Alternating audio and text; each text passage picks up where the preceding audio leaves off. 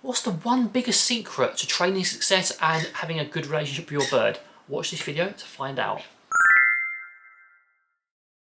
Hello everyone, welcome back to the channel. I am David, and today me, Pickles and Scampy, who's elsewhere in the room, are talking about treat hierarchy and why treat motivation is so important to any kind of success for your bird. The intro was not incorrect. This is one of the biggest factors to whether you'll be successful with your training or how much your bird will learn from you and want to interact with you. Now, me and Sophie feel that treat motivation is the biggest factor in training success. If you want your bird to do something, you need to provide them reinforcement or motivation to actually want to do that. And that comes from primary reinforcement, which is a food-based treat. It's not bribery, it's not coercion, it's simply a transaction where your bird's getting something they want in return for you asking them to do something. We don't like to work for free, our parrots don't like to work for free. And you may ask me, well, I don't know, what's going on, how do I do this? We're going to explore that in this video. So before I start on all this stuff, a lot of this stuff won't work if your bird is on an all-seed diet or an improper diet. If your bird is eating nothing but seed, why would they work for it? Sometimes, in some cases, there will be a favourite thing you can provide, but you have to be careful. So a healthy diet is really useful to fill the whole picture and make your bird happier, healthier and easier to train. Now I want to talk about two things here which are also very helpful when you're training with your bird, and that's satiation and variety. Satiation is how full they get, and variety is basically what variety.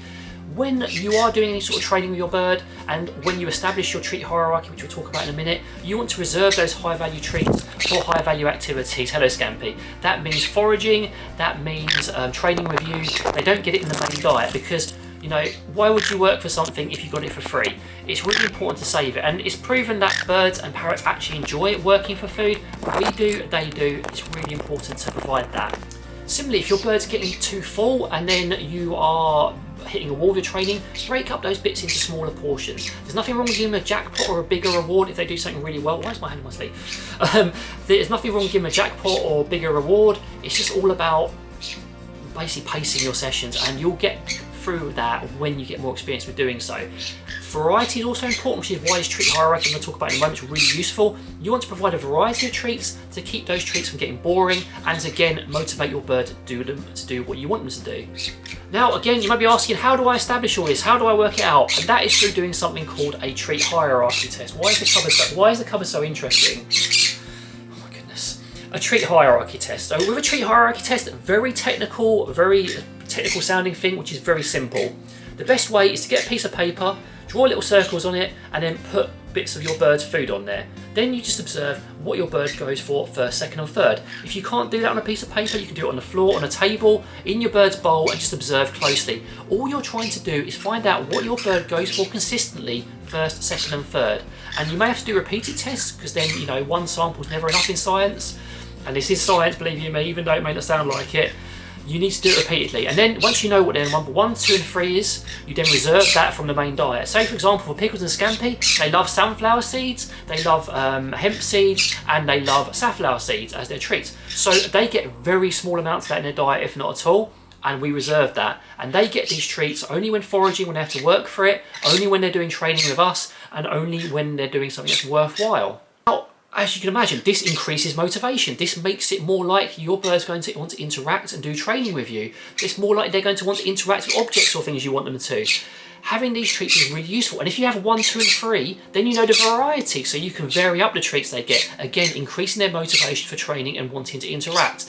I can't emphasise how important this is, how simple it is, yet how important and useful it is. Having those treats reserved for training and foraging helps maintain motivation. Having that variety and the 1, 2 and 3 again helps maintain motivation and makes things more interesting and fun for your bird. My goodness, Pickles and Scampy. It's really useful and really helpful.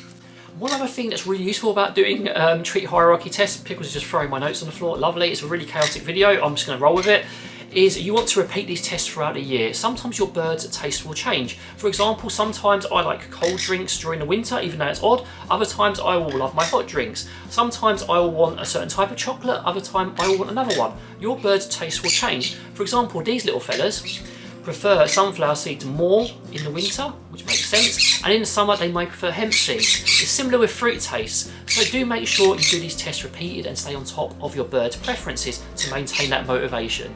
So guys, that's it. This is the one biggest tip I can give anyone for training success. That is food motivation and knowing what your bird wants. I'm going to cut my losses now because these guys are getting very excited.